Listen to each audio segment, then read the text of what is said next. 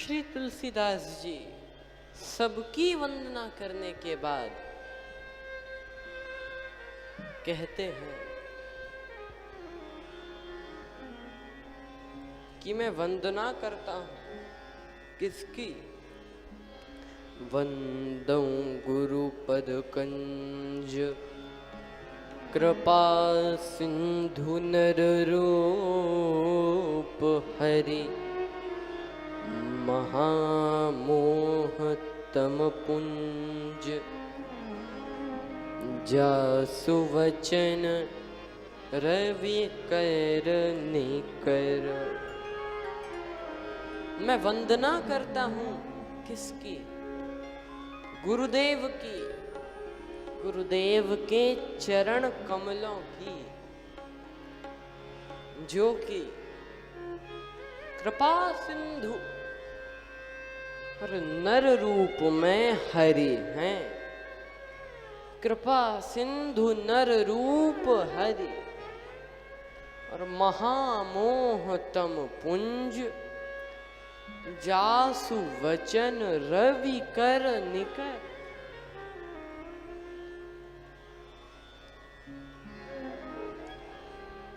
और इसके बहुत सारे भाव हैं।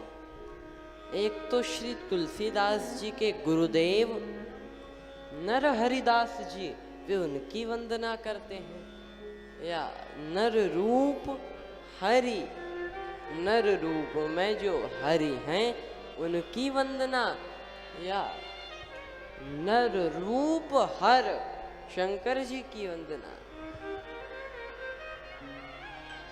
तीनों की वंदना करने के बाद वंदना करते हैं।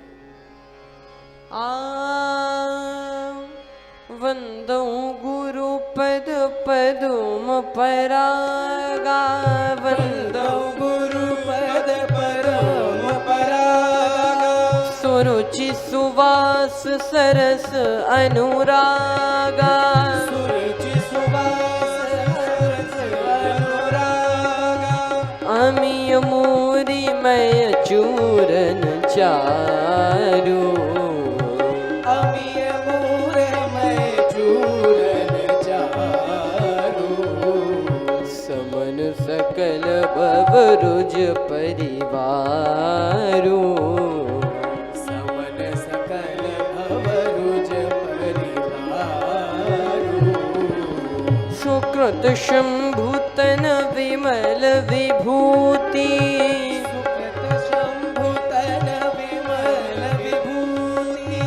मंजुल मंगल मोद प्रसूति, मंजुल मंगल मोद प्रसूति, जन मन मंजु मुकुल कर हरनी, ये तिलक गुण गण बस करनी, ये तिलक गुण गण बस करनी।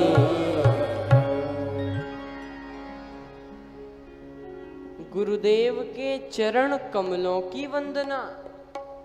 और इसके बाद वंदौ गुरु पद पदुम परागा, गुरुदेव के चरण कमलों के पराग की वंदना। जैसे एक फूल होता है, फूल के बीच का भाग पराग कहा जाता है। तो गुरुदेव की वंदना तो की ही, लेकिन साथ में गुरुदेव के चरण कमलों के पराग की वंदना। अच्छा देखिए, देखा जाए तो गुरुदेव के चरण कमल, श्री गुरुदेव के पद कमल, कमल की उपाधि मिलती है। आपके पद कमल, ऐसे कमल। तो कमल कहना एक भावना है, लेकिन देखा जाए तो किस दृष्टि से कहा जा रहा है कि कमल कमल कहा जा रहा है? कोमलता की दृष्टि से ऐसा सोचा जाता है, लेकिन अगर ये कोमलता की दृष्टि से कहा जाता होता तो आप विचार करें कि गुरुदेव के पद कमल इतने तो कोमल नहीं होते जितना कि कमल उससे तो कड़क ही होते हैं। तो फिर कमल की उपाधि क्यों? एक बड़ा सुंदर भाव है, एक ही बात लगती है कि कमल कभी भी जल में नहीं डूबता। जल का स्तर जितना बड़ा, कमल भी उतना ही बड़ा होता जाता है। तो कमल जल में रहते हुए भी जल में डूबता नहीं है। इसी प्रकार से गुरुजन, संतजन, ये सभी लोग, इनके चरण कमल हैं, इनके जो चरण हैं कमल की तरह हैं। ये लोग भी जगत रूपी जल में रहते तो हैं, इस भव सागर में रहते तो हैं, लेकिन इस भव सागर में रहते हुए भी डूबते नहीं हैं।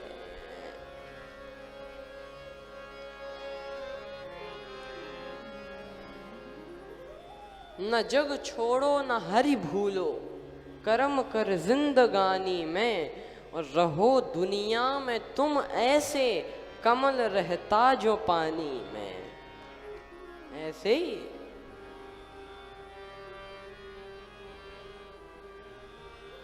वंदना,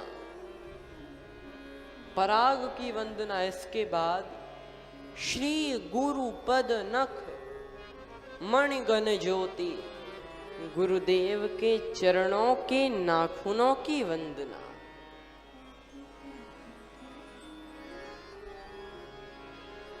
और इसके बाद कहते हैं कि मैं वंदना करता हूं गुरुदेव के चरण की रज की वंदना। गुरुपद रज मृदु मंजुल अंजन, नयन अमीय द्रग दोष विभंजन। गुरुदेव के चरण कमलों के रज की वंदना। देखो, रज धूल अगर आंख में चली जाए तो खुली हुई आंख को बंद कर देती है, खुली हुई आंख तुरंत बंद। लेकिन वही रज अगर गुरुदेव के चरणों से जुड़कर हमारी आंखों में चली जाए तो वही बंद हुई आंख को खोलने का काम करती है। कौन सी आंख में चली जाए? इन बाहरी आंखों में नहीं, मन की आंखों में अगर चली जाए तब जो संशय रूपी अंधकार जीवन में है वो नहीं रहता। अच्छा देखें तो रज में रजोगुण है, रजोगुण। और ये रज जिनकी आंख में चली जाए